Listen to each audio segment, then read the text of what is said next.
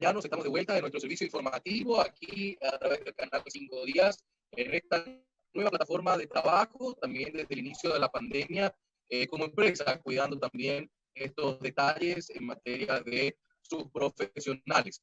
Estamos en compañía también en este punto horario, hoy día viernes, con el señor Martín Carlevaro, espero haberlo dicho bien, me va a corregir seguramente el señor Martín, abogado, también Master in Business Administration y socio justamente de la firma Breckenmeyer. Doctor Carlevaro, ¿cómo está? Buen día. ¿Qué tal? Buen día. ¿Cómo va eso? Magnífico, gracias por atendernos. Queremos hacer justamente el análisis en torno a lo que es la asociación público-privada en este periodo de pandemia. Se está analizando mucho también hacia dónde está la salida de este embrete en que nos ha puesto la pandemia, doctor Carlevaro. Coméntenos un poco más cómo están ustedes viendo el análisis a 115 días del inicio de las medidas de cuidado por parte del gobierno, entrando en distintas fases, y cómo en realidad ustedes están proyectando esto. Bueno, por suerte Paraguay es uno de los países que está performando mejor en la región en términos de consecuencias negativas que la pandemia tiene en la economía y en la salud de la gente. Junto con Uruguay son los países que mejor les está yendo.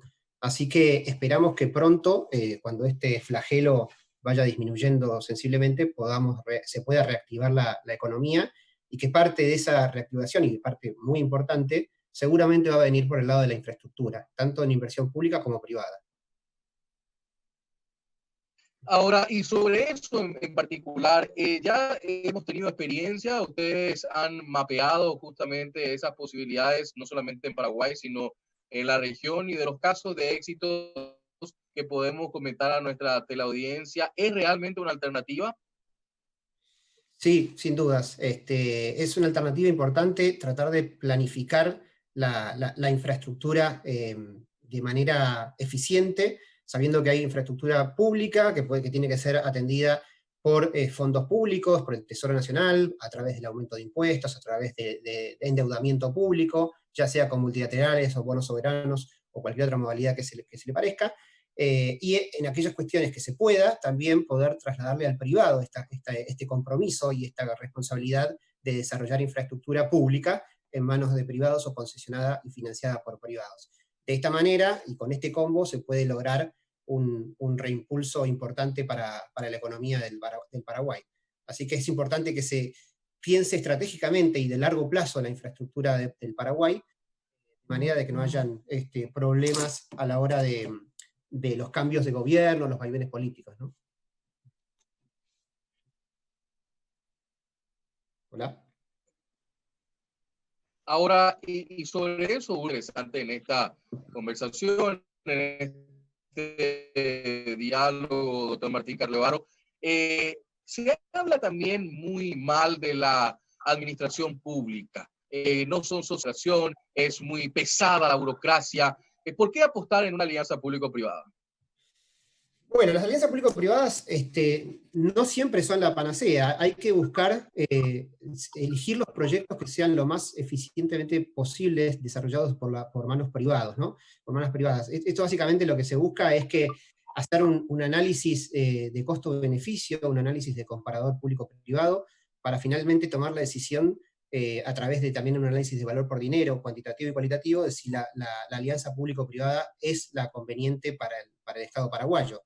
Y esto básicamente lo que se busca es que la infraestructura tenga la mejor calidad posible, la mejor calidad deseada en el pliego de bases y condiciones, al menor precio posible.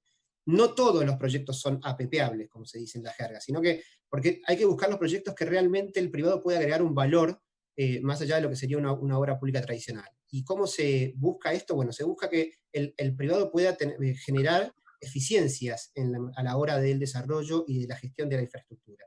Y para ello se busca eficiencias del lado del diseño, construcción y operación de esta infraestructura. Si no se logran estas eficiencias porque no hay un diferencial en cuanto a lo que es la gestión de la infraestructura, porque por ejemplo puede ser un activo público que no tiene mayor valor o mayor complejidad en lo que es la operación y mantenimiento, o porque realmente no hay forma de cuantificar esas mejoras en eficiencia, Entonces, posiblemente la solución no sea la APP, sino una obra pública tradicional, pura y dura, ¿no? Ahora, y sobre eso también es importante conocer si han ustedes conocido casos de éxito en Paraguay. Bueno, sí, nosotros hemos trabajado fuertemente en la ruta 2 y 7, que es una APP a 30 años, un valor de inversión de 550 millones de dólares, que se financió casualmente el año pasado, en octubre del año pasado, con lo cual se demostró con esto que el sistema está testeado, que funciona, con un apetito impresionante de parte de los financistas, a nivel del mercado internacional inclusive, porque hubo una emisión de un bono privado para proyecto, por el proyecto Paraguay, de unos 500 millones de dólares, estructurado por Goldman Sachs. O sea, eso demuestra que hay buen apetito de parte de los grandes actores internacionales, y la emisión se hizo muy exitosa, porque fue solamente unos 100, 120 puntos básicos por sobre la curva del soberano, o sea, de la deuda pública de Paraguay, a niveles de un país grado de inversión, sin que todavía lo sea Paraguay, con un multiplicador por 4 respecto a la cantidad de personas que se interesaron por comprar estos títulos, o sea que hubo una sobresuscripción por 4, a un largo plazo. O sea, estas condiciones están demostrando que es un muy buen momento de Paraguay para conseguir financiamiento estructurado para proyectos de infraestructura pública, pero concesionada privada, ¿no? Igual que el Corredor Vial Bioceánico, otro proyecto que conocemos de primera mano. Ahora, sobre eso último, que también es una cuestión, me ha tocado hablar con el doctor Peter Gil en su momento, que lleva adelante este proceso con su firma. ¿Es la única en Paraguay hasta el momento que ustedes conozcan, o si saben que hay en carpeta algunos proyectos que deberían empezar a reactivar la economía con estas alianzas público-privadas, doctor Martín Carlevaro? Sí, bueno, hay en carpeta varios proyectos. Hay uno que se está seguramente a punto de financiarse, que es Costanera Sur, que es una llave en mano, pero después de APPs puntualmente hay rutas que se van a licitar pronto, que es la ruta 1 y la ruta 6, proyectos menores a lo que es ruta 2 y 7. De hecho se busca que los proyectos sean un poco más pequeños que lo que se utilizó en el gobierno pasado. Después tenemos el Dragado del Río, que es otro proyecto que se va a venir por APP, que es una iniciativa privada presentada por una empresa de Bélgica. Así que hay varios planes. Ojalá también el aeropuerto de Asunción sea un muy buen proyecto. Yo creo que es un muy buen proyecto para que el gobierno se decida a sacarlo por APP y no por obra pública tradicional, tal como son todos los aeropuertos de las capitales de la región, de Latinoamérica, porque además tiene que ser gestionado de forma moderna y eficiente, como decía antes, por el sector privado. Así que posiblemente, ojalá el gobierno se decida a volver a licitar ese proyecto por la vía de la APP, que además es un proyecto autofinanciable. O sea, es un proyecto que no precisará ningún tipo de pago de parte del Estado, sino al revés. Es el privado el que le va a pagar al Estado un canon por tener los años de concesión de ese activo, ¿no? Ahora, se puede decir, y con esto me voy a ir a la pausa, y a la vuelta de la pausa me responde doctor Martín Carlevaro, ¿quién gana en una alianza público-privada? ¿Es un 50-50 o hay alguien que se beneficia más del proceso? Pero me responde eso a la vuelta de esta pausa. Bien.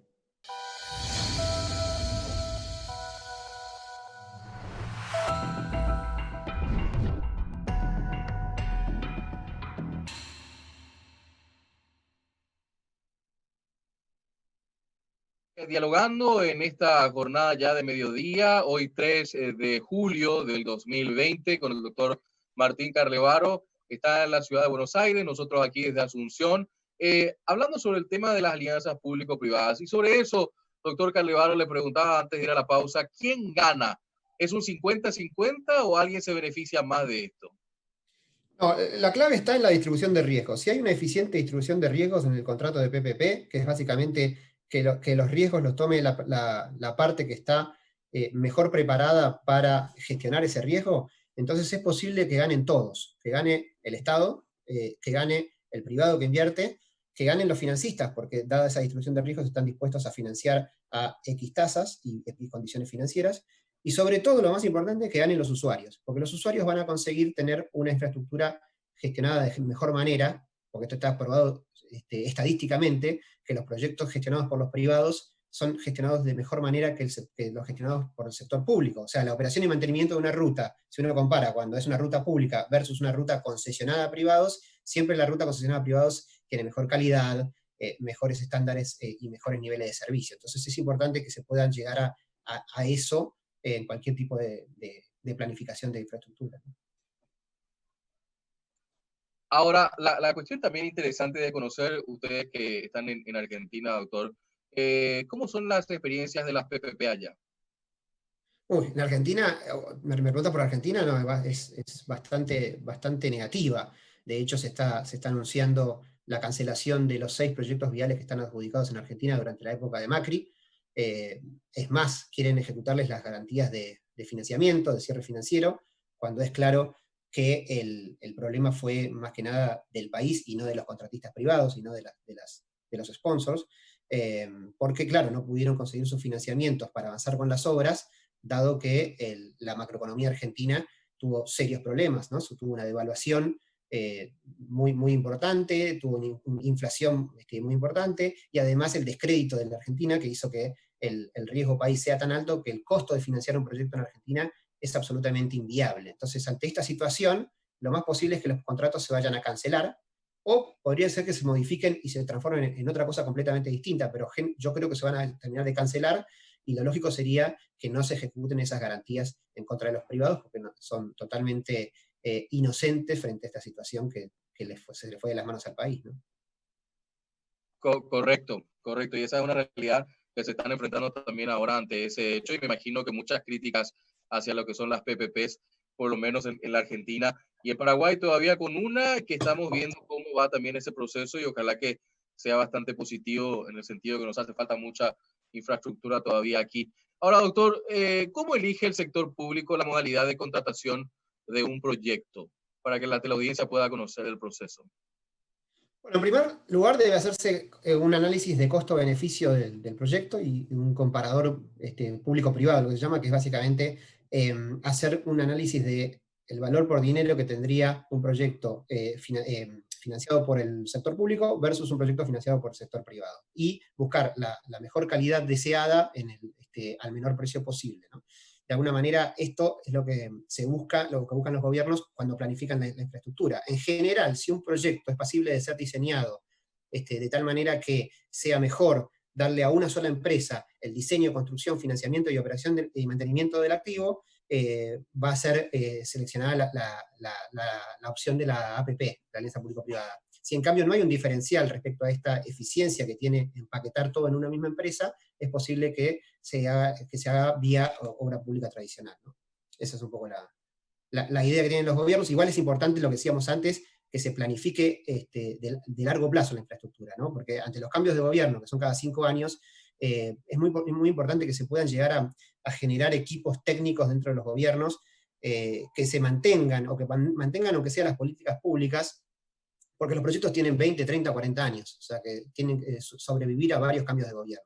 Si no, se vuelve todo muy caótico, y si cada 5 años cambian los planes, es muy difícil, ¿no?, de planificar todo. Claro, y ahí también empieza un montón de situaciones que desnuda a veces inoperancia por parte del gobierno y las administraciones y los proyectos a largo plazo, me parece, doctor Martín Carlevaro. Ahora, hay una cuestión también que me parece importante poder aclarar, porque como no se conoce muy bien y hay muchos mitos de por medio, es cierto que las PPP o las APP, en el caso nuestro, suelen costar más caras que una obra tradicional. En principio, mi respuesta sería que no es cierto. En realidad, hay que igual analizarlo caso por caso, ¿no? Hay que hacer todos estos estudios que nosotros decíamos antes, de comparador público-privado, de costo-beneficio, valor por dinero, y ver si puede suceder que un proyecto pueda ser apepeable, ¿no? Si erróneamente se desecha un proyecto que sí podía haber sido apepeable porque había ganancias de eficiencia de parte de los privados, y es reemplazado por una obra pública tradicional, eso puede generar deficiencias después a la hora del mantenimiento de la infraestructura, en la gestión de la infraestructura. Entonces, creo que, si querés te pongo una analogía intuitiva que yo utilizo siempre en este tipo de cuestiones, porque además también hay que ver si uno elige la obra pública tradicional, y no tiene fondos el Tesoro para para acometer esa infraestructura, podría llegar a tener que esperar años hasta que poder hacer la obra, y entonces esos años que espera el Estado para tener su infraestructura, hay que valorizarlos, cuantitativa y cualitativamente. Y recién cuando está valorizado, ese monto hay que agregarlo a la opción de obra pública tradicional. Y ahí puede ser que la obra pública tradicional ya sea más cara que ir por la vía del APP. Te pongo una analogía intuitiva que siempre utilizo en este tipo de casos o en este tipo de preguntas. Imagínate un joven de 20 años, que sería el Estado, se quiere independizar de sus padres y busca comprarse una casa para irse a vivir solo. Si tiene fondos propios o un regalo de sus padres, digamos, puede mandar a construir o comprar la casa y se muda rápidamente. Eso sería el caso de una obra pública tradicional. Si nuestro joven de 20 años no tiene los fondos para los fondos propios, debe sacar un préstamo hipotecario, digamos, ¿no? O es una de las opciones. En un banco, va a un banco, pide un préstamo hipotecario y contrata los servicios de construcción que les mencionaba. Ahí ya se empieza a parecer más a una APP. En este caso es claro que va a salir más caro. ¿Por qué? Porque margina la empresa constructora, que tiene que ganar plata, y también el banco. El banco tiene que tener una ganancia por el capital prestado, que son los intereses. Entonces, además en las APPs hay un tercer actor, que es el inversor, que también busca su retorno, ¿no? Entonces, ¿es más caro? Sí, pero nuestro joven le ve, que es el Estado en este caso, le ve grandes beneficios a esta situación, porque si no tiene que esperar muchos años, que sería el costo de la espera pública. Si espera muchos años, se va a perder años de independencia de sus padres, no va a poder hacer reuniones con sus amigos, etc. Entonces, ahí es donde el Estado tiene que decidir qué le conviene, si esperar, si invertir, y si el financiamiento lo pone en terceros o lo hace el mismo, pero si lo hace el mismo seguramente con deficiencias y con esperas. Y hay un último punto que también quiero remarcar, que es la transferencia de riesgos. En la obra pública tradicional, todos los riesgos los retiene el Estado, casi todos los riesgos los retiene el Estado, y los riesgos tienen un valor. Si yo se los transfiero al privado, en una APP, hay que ajustar el valor de la obra pública tradicional por la prima de riesgo. Es decir, que esos riesgos que yo le estoy transfiriendo al privado, como ser el riesgo de demanda, que es el de ingresos, el costo financiero, el riesgo de tipo de cambio, el de operación y mantenimiento, los ambientales, el riesgo de pago, de cambios de legislación. Hay miles de riesgos que eso tiene un valor. Entonces, ese valor aumenta. Pero hay que comparar peras con peras, o manzana con manzana. Si no, estamos comparando, si se hace un análisis preliminar, digamos, o superficial, se puede llegar a la conclusión errónea de que la obra pública tradicional es la vía, en algunos casos. Interesante, realmente creo que el ejemplo también sirve mucho para entender esto. Tenemos unos minutos más todavía, doctor. Quiero aprovechar para preguntarle sobre esto que nos falta mucho aprender, y también un sector del empresariado debería tomar los riesgos para poder generar esta situación desde el conocimiento, ¿no? Hay una pregunta que me pasa el equipo periodístico que está viendo esta entrevista. Me dice, ¿es cierto que las APP no aumentan la deuda pública conforme a los anuncios del gobierno en estos días? Sí, la respuesta es sí. Yo lo veo todos los días en los diarios de Paraguay, que ahora están hablando muchísimo de la APP, dado el aumento del déficit fiscal de Paraguay, ¿no? La respuesta es sí. Las PPPs no aumentan el déficit fiscal, no aumentan la deuda pública, pero hay que aclarar ciertos aspectos, ¿no? Porque tiene relación con normas que también son del FMI o de organismos públicos sobre transferencia de riesgos al sector privado. O sea, si se transfiere el riesgo de construcción y de disponibilidad de la infraestructura verdaderamente al privado, de modo que se trate de un servicio de infraestructura con cumplimiento de niveles de servicio, de indicadores de calidad de la infraestructura y de la operación y mantenimiento, y no se generan pagos fijos, incondicionales y irrevocables, ahí sí estamos hablando de una APP tradicional pura y dura que no tiene por qué ser registrada como deuda pública. Eso, por ejemplo, de proyectos autofinanciables, como una ruta donde el repago se hace todo por peajes de los usuarios, ahí claramente no se aumenta la deuda pública, porque no tiene que el Tesoro tener que hacer ningún tipo de esfuerzo, ni aumentar impuestos, ni tomar deuda pública nueva, digamos, ¿no? Es un ejemplo perfecto. Ahora, hay proyectos cuya inversión se remunera con pagos por disponibilidad de parte del Estado, o mixtos, ¿no? Peajes más disponibilidad. Esos pagos habrá que ver si son firmes o contingentes, porque puede ser que el pago por disponibilidad, que remunera el CAPEX y el OPEX, que es la inversión inicial y también la operación y mantenimiento, puede estar sujeto a deducciones y penalidades por defectos. Entonces, en ese caso, si las deducciones son absolutas y puede llegar a hacer que el pago sea cero, castigando el CAPEX y castigando el OPEX, ahí estamos ante pagos contingentes y no corresponde registrarlos como deuda pública en las cuentas públicas. no aumentan el déficit fiscal ese tipo de pagos. Son gastos corrientes, como cualquier otro gasto corriente que tenga el Estado, como por ejemplo la contratación de una empresa de limpieza de un edificio, de un ministerio, que si se presta el servicio, lo paga, si no se presta, no lo paga. O sea, un servicio de infraestructura. Pero vemos que a veces los países, para atraer inversores, al principio del sistema de APP, se comprometen a pagos fijos, incondicionales e irrevocables, independientemente de lo que suceda en el contrato, independientemente de lo que suceda después en la etapa de operación y mantenimiento del contrato. Ahí estamos en una situación que sí debe ser registrada en las cuentas públicas, pero no como deuda pública cuando se trata de APPs donde el activo está siendo gestionado por el privado y no por el sector público, sino como un compromiso firme, una obligación firme de pago. Entonces eso no te afecta los ratios de deuda contra PBI, por ejemplo, o demás ratios financieros que consideran los organismos internacionales cuando evalúan a los países, ¿sí? Sin perjuicio de ello, las agencias de rating van a tener que analizar y van a ver todas las líneas del balance público. Van a ver la deuda pública y van a ver también la línea de obligaciones incondicionales e irrevocables, que son las obligaciones firmes de pago, ¿sí? O sea, en principio uno tiene que registrar este tipo de pagos, porque son fijos, pero no como deuda pública en los casos de las APPs. A veces los estados tienen leyes especiales, específicas, como por ejemplo leyes de administración financiera, que establecen ciertos parámetros para ver cuándo se consideran los pagos del Estado comprometidos plurianualmente como deuda pública y cuándo se consideran esos pagos como deuda pública externa, ¿no? Pero bueno, en definitiva, los principios generales de los organismos multilaterales son estos que te comento, y que en lo que son APPs, el principio y la regla general es que no deben ser registrados como deuda pública.